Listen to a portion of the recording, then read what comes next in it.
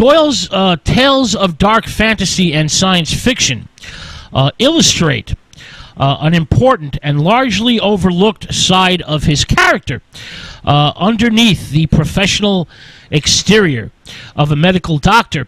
Scientific rationality and methods of investigation lurked someone who basically wanted to explore the mysteries that lie outside or beyond the boundaries of the known. These stories showcase the darker side of Sir Arthur Conan Doyle's vision and show his concerns that are not evident in the rest of his literary work. For example, The Captain of the Pole Star. This is in 1883. The first of his dark fantasy stories dealing with sexual obsession. This story is one of 4 tales that explore the netherworld between life and death. These stories often end in madness and the main character's demise. Now, the main character in Polestar, Nicholas Craig, is the captain of a whaling vessel known as the Polestar. He's a strange, solitary man, dominated to the point of insanity by a singular fixation, his love for his dead fiancée. Now, the characters in these 4 stories, Sorsa from The Ring of Thoth, 1890, Organoff, the man in the story The Man from Archangel, 1888, and Coles from the story John Barrington Coles, 1886, spring directly from the other dark romantic heroes of the 19th century Gothic tradition. These men are haunted by their sexual obsession and attempt to overturn the natural order by crossing the barrier between life and death in order to retrieve their lovers from beyond the grave. Now, as all of these romantic Gothic characters often do, Doyle's heroes die when they are consumed by their own sexual obsession. All right, let's get back to the Polestar. Now, Craig's dead lover is a siren-like figure, visible to no one except the captain. Now, she calls and beckons him and draws the ship that he commands deeper and deeper into the ice floes and treacherous waters of the Arctic winter.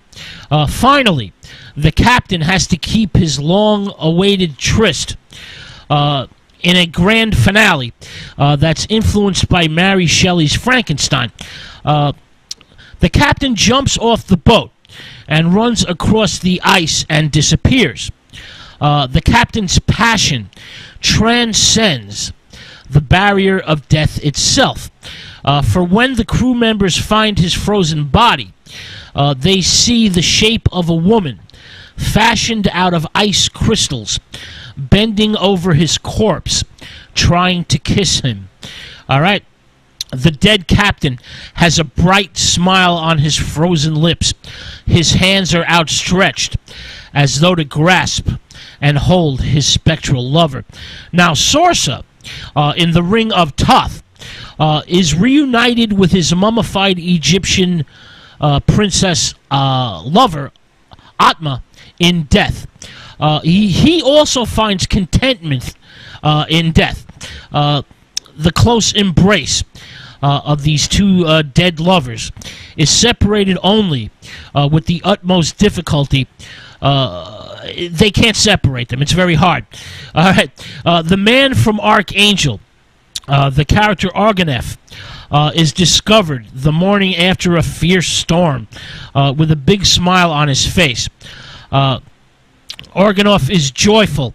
He's happy as he dies in the arms of his dead lover. Doyle is, in fact, sympathetic with obsessional passion or love.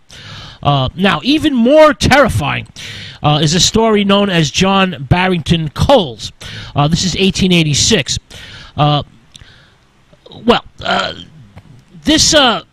This shows what happens when the Siren lover becomes a vampire-like creature that luxuriates in her ability to destroy men.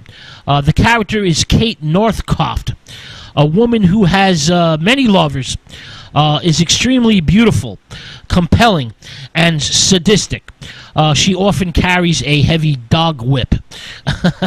Now, in spite of her obvious cruelty, Coles cannot stop loving her. He is helpless. He cannot stand up to her. And his desire to escape crumbles in the face of her desire and determination to possess him. She calls to him one dark night, and he runs to embrace her and falls over the edge of a cliff to his death. There's no reunion in the afterlife in this story. Now, Doyle demonstrates the voluptuous appeal of the loss of all control, overtly sexual, sensuous passivity in the face of feminine demands. Doyle mingles attraction and terror at the notion of female sexual dominance.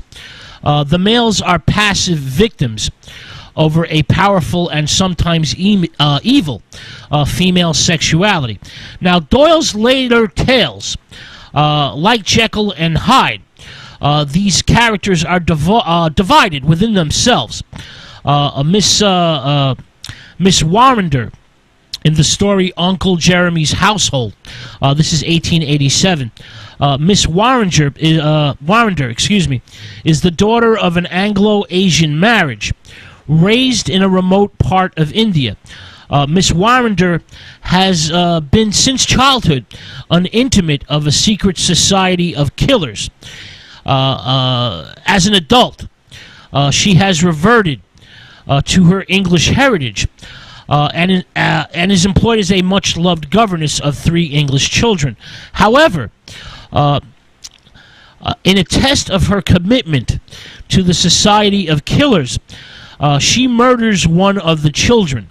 Now, in this tale, Miss Ingeniation is the real victim, the real villain in the story.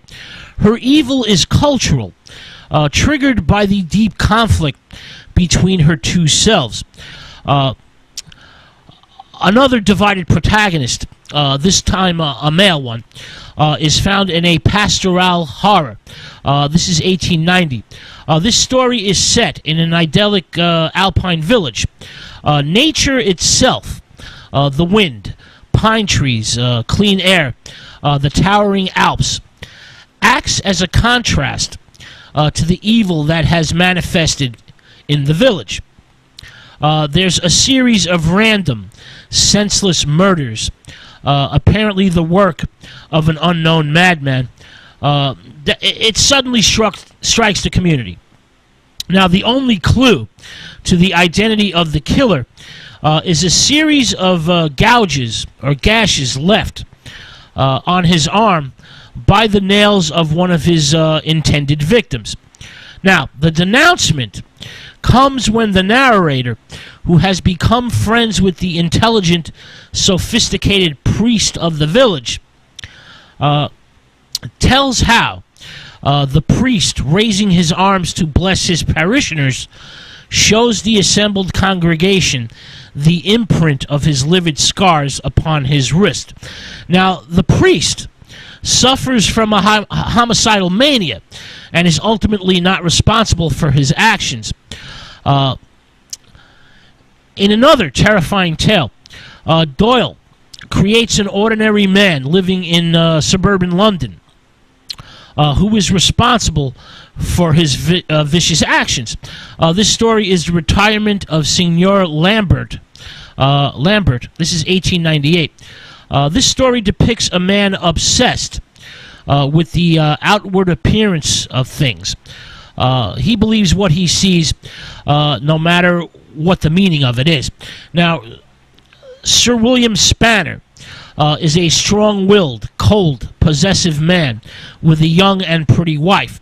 When his wife appears to be overly, remember, appears to be overly affectionate and warms up to an emotional Italian tenor, Spanner plots a grisly revenge.